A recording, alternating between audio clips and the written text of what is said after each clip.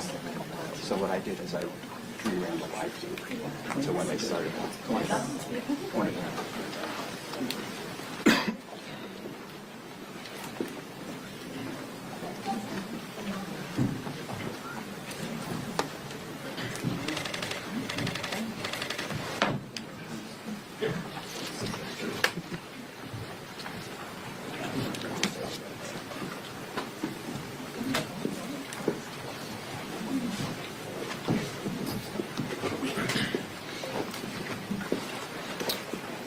Welcome, everybody. We're on day 15 of the Democrat government shutdown.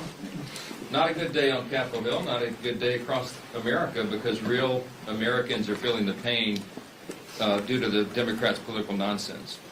And we want to specifically focus this morning on one area that's gotten a lot of attention and one segment of the population that truly deserves better treatment than the Democrats are giving them, and that is our military. Today, if it weren't for the bold leadership of President Trump helping us to protect our military, everyone needs to understand that 1.3 million active duty service members would be missing a paycheck.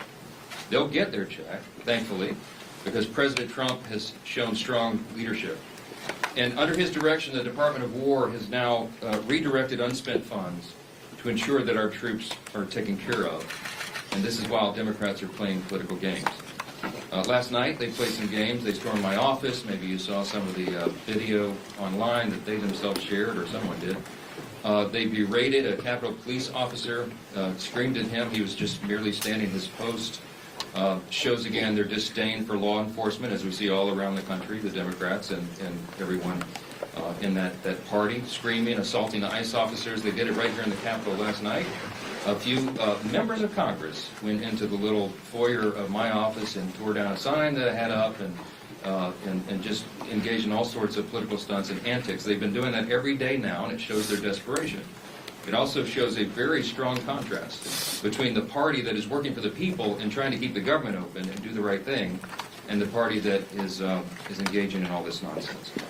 But they've shown by their actions and now their votes multiple times now. 9 times the Democrats have voted, counting the House and the Senate Democrats, they have voted to not pay the troops. They have voted to block their paychecks. And it's very serious stuff. And they don't seem to care at all. The problem we have right now is that in spite of President Trump's heroic efforts to make sure they get paid, that is a temporary fix because the executive branch's help is not permanent. It can't be.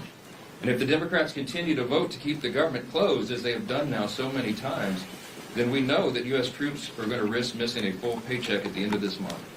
And that means service members on deployment who've left their young families back home relying upon these checks. It means service members who are thousands of miles away from home. It means service members trying to make their rent and those who have ailing relatives that need to be taken care of. None of those people will be paid if the Democrat obstruction continues. And it should outrage every American because it does us. Democrats in Congress, again, have voted 9 times. Here's the tally.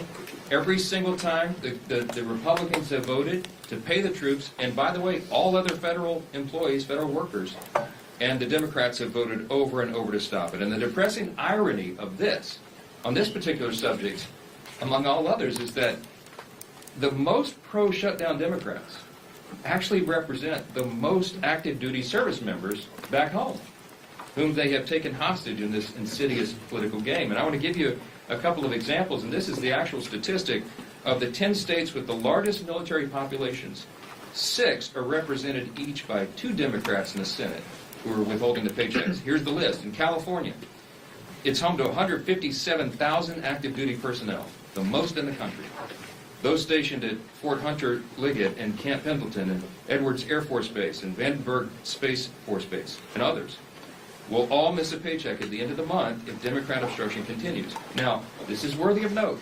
Both California senators, Adam Schiff and Alex Padilla, are gleeful about this government shutdown.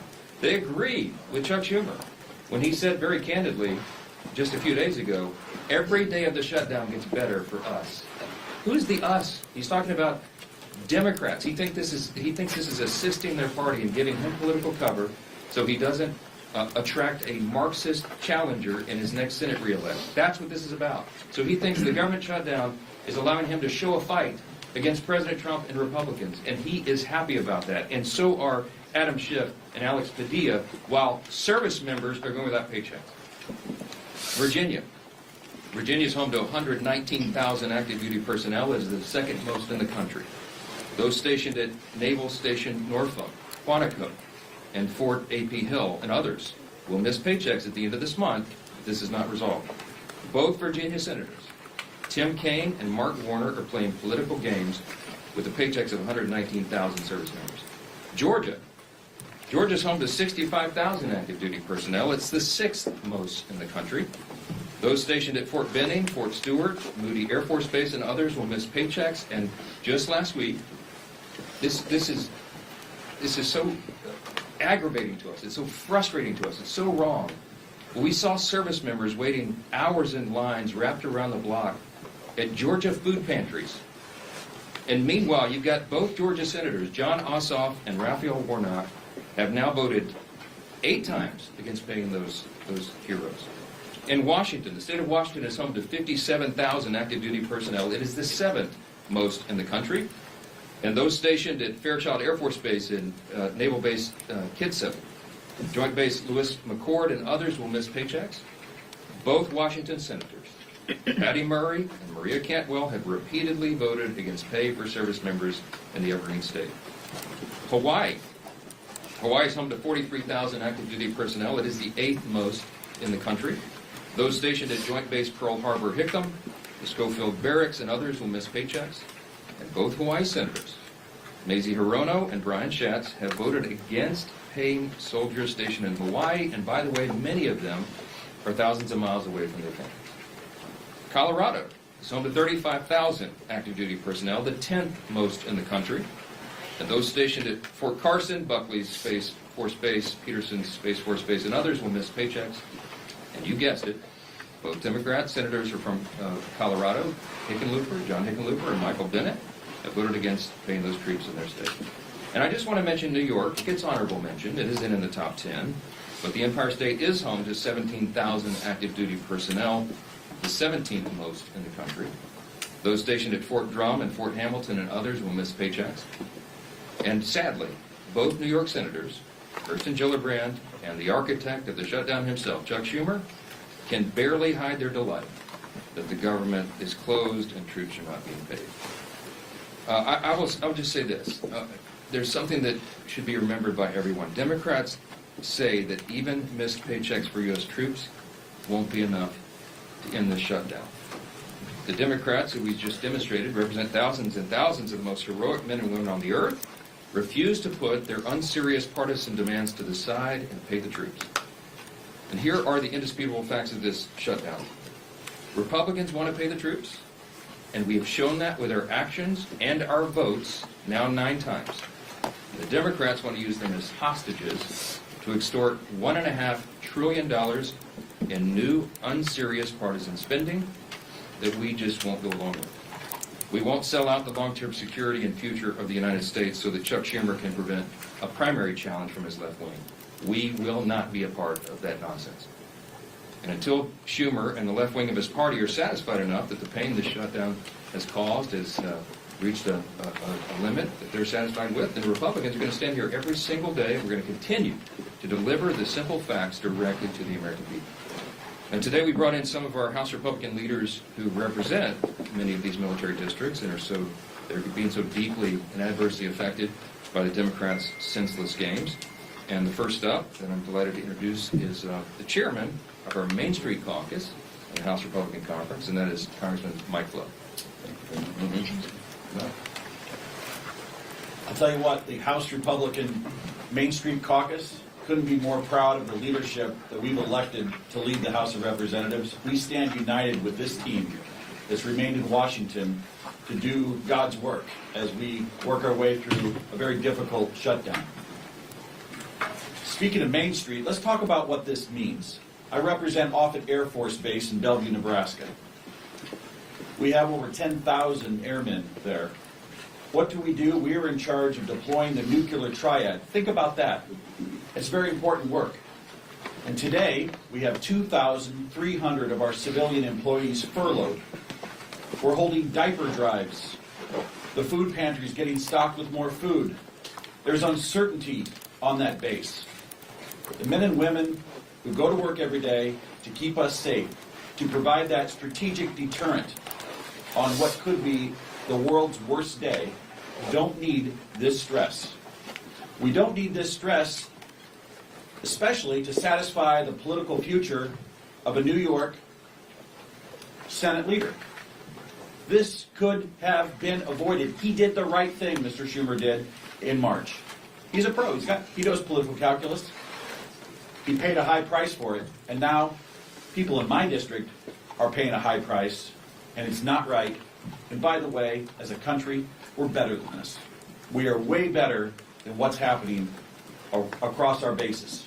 And so to the people at Offutt Air Force Base and every military installation, the Main Street Caucus is here to say thank you for what you do. Whether you're furloughed or not, we appreciate every single one of you. Thank you again, Mr. Speaker, for having us, and thank you for inviting and including the Main Street Caucus.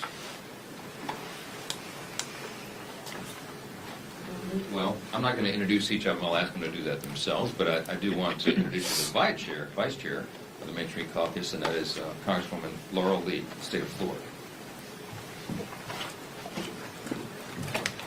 Thank you, Mr. Speaker, and thank you all for being here today. We are here today because the American people deserve to know the truth about why our government is shut down. The reality is simple. This shutdown was entirely preventable. It's happening because Democrats have refused to work with Republicans on our responsible, common sense funding measure. House Republicans did our work. We passed a straightforward extension of funding to keep the government open while ensuring our troops, our Border Patrol agents, and all essential services are fully supported. But at every turn, Senate Democrats have instead chosen obstruction and delay. They voted again and again to stop temporary funding that would have kept the government open.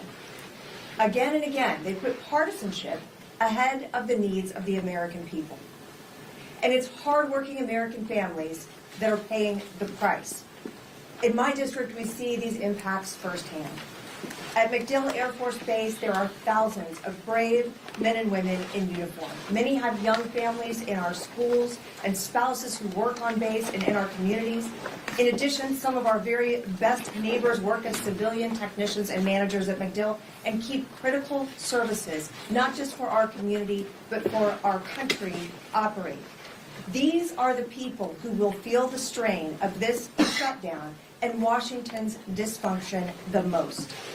The service members, the civilian workforce who serves alongside them, and the federal workers and their families. They are now left to worry about their bills, about groceries, about paychecks, all because of political games by Senate Democrats. They deserve better than this.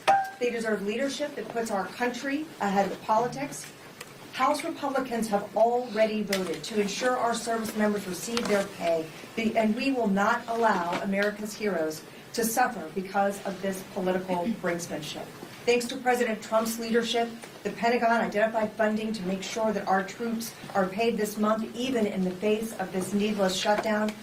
This is not about politics, it is about priorities. Our priority is the American people. We want to secure our border, to strengthen our military, to restore fiscal sanity to Washington, and ensure that every taxpayer dollar is spent wisely.